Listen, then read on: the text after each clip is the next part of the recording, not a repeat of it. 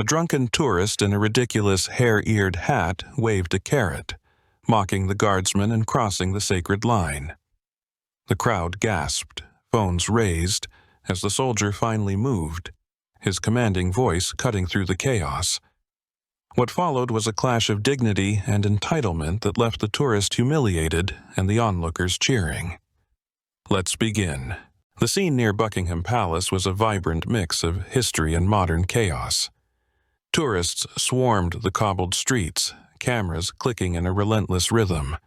Children darted between parents' legs, and street performers juggled flaming torches to the delighted gasps of passers-by. Amid the whirl of color and noise stood James Callahan, a figure of unshakable dignity in his crimson tunic and towering bearskin hat. The guardsman's face was carved from stone, his gaze fixed ahead, as immovable as the centuries of tradition he embodied. Cameras flashed in front of him, voices called out, and yet James stood undisturbed. He had witnessed every kind of foolishness the modern tourist could muster.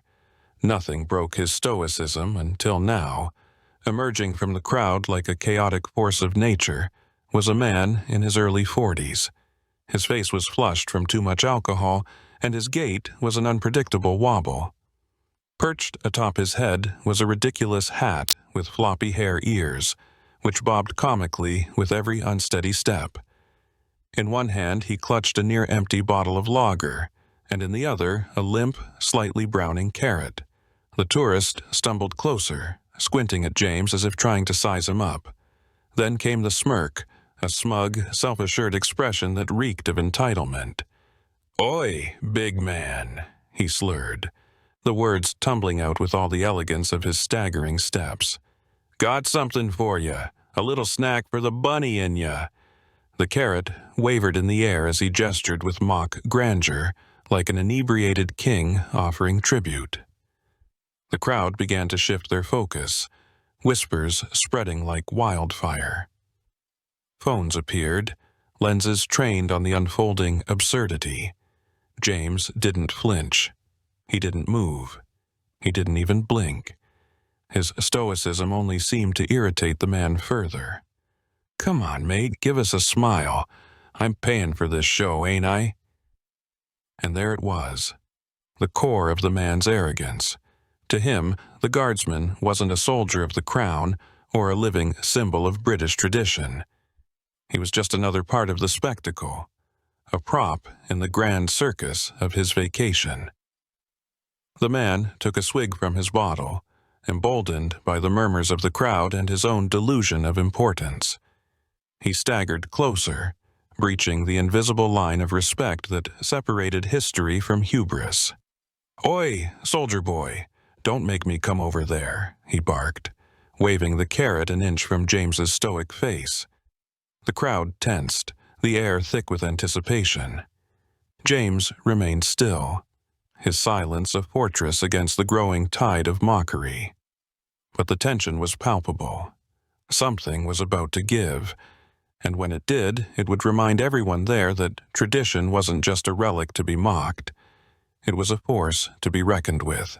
The drunken man, with all the grace of a toppling lamppost, took another swig from his bottle, the liquid sloshing dangerously close to spilling onto his rumpled shirt. His hare-eared hat flopped wildly as he stepped closer to the stoic guardsman. This wasn't just drunken bravado. This was the entitlement of a tourist who believed his wallet and misplaced confidence made him untouchable. "What's the matter, mate?" "Too good for a carrot," he bellowed, his voice grating against the quiet reverence of the scene. He waved the wilted vegetable like it was a royal scepter, his other hand perched on his head, mimicking the ears of his ridiculous hat. The crowd collectively winced at the spectacle, their murmurs a mix of disbelief and second-hand embarrassment. James Callahan, the guardsman, stood as solid as the palace walls behind him. His gaze remained fixed on the horizon, every muscle of his face betraying nothing. But if you looked closely, perhaps through the lens of one of the many phones now recording, you might catch a flicker of restrained irritation. The man leaned in closer, his breath a toxic mix of lager and misplaced confidence. "Come on, give us a smile, eh? I'm just trying to lighten the mood," he hollered, gesturing wildly toward the silent soldier. Behind him, laughter erupted from a few, but many others exchanged uneasy glances, their whispers of, "Does he think this is a game?" rising above the din. Of course, the man thought it was a game. Why wouldn't he? To him, the Guardsman was little more than a prop in the grand tableau of his London vacation, a living statue there solely for his amusement. Then, as if to hammer home his delusion, the man stumbled forward, crossing the sacred white line. Gasps rippled through the crowd like an electric shock. "Oi, I'm talking to you, soldier boy," he shouted, brandishing the carrot like a weapon of humiliation. James didn't move. He didn't need to yet.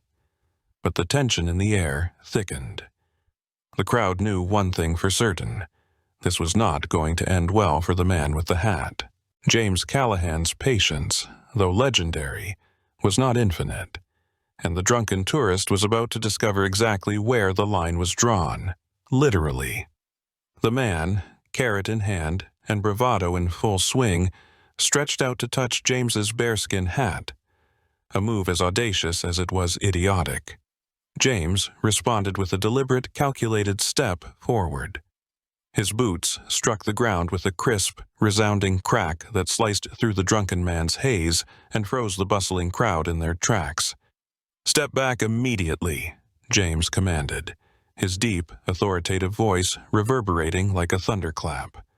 The tourist, mid-reach, froze. His bleary eyes widened as if trying to process that this stoic figure was, in fact, capable of speech.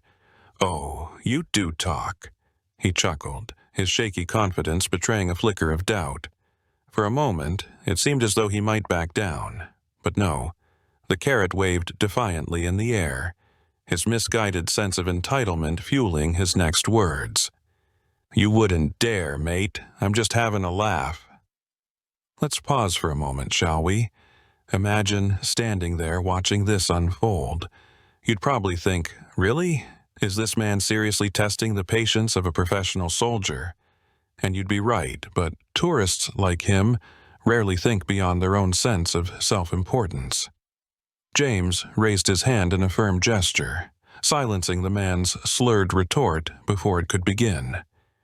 "This is your final warning. Leave the line, or I will take action." The crowd erupted into murmurs, their phones capturing every second. Some cheered James on, their respect for his composure palpable. Others waited for the inevitable fallout, their faces lit with a mix of anticipation and schadenfreude. Undeterred, the man stumbled closer, carrot extended like a comedic sword. He jabbed it toward James's uniform in a final act of defiance. But James, trained for moments far graver than this farce, sidestepped with precision. In a swift motion, he signaled nearby officers. Within moments, 2 policemen materialized, gripping the man's arms and dragging him away as he protested loudly, his carrot abandoned on the pavement. The crowd burst into applause, a collective victory for decorum. James returned to his post, his dignity untouched, as if the entire ordeal had never happened. Tradition, it seemed, had won the day. The man protested loudly as the officers hauled him off, his hair hat slipping askew on his head. "It's just a carrot. You lot need to lighten up," he shouted, drawing laughter from the crowd. As he disappeared from sight, James resumed his post, his expression as composed as ever. The crowd burst into applause, their admiration for his professionalism palpable. A small boy in the front row, clutching his mother's hand, stepped closer to the white line. "Thank you, sir," the boy said earnestly. James gave the slightest nod, a subtle acknowledgement that warmed the hearts of the onlookers. The day continued, and James stood firm, a living symbol of discipline and tradition. As the sun set, the incident became just another story for the tourists to share. But for James, it was simply part of the job.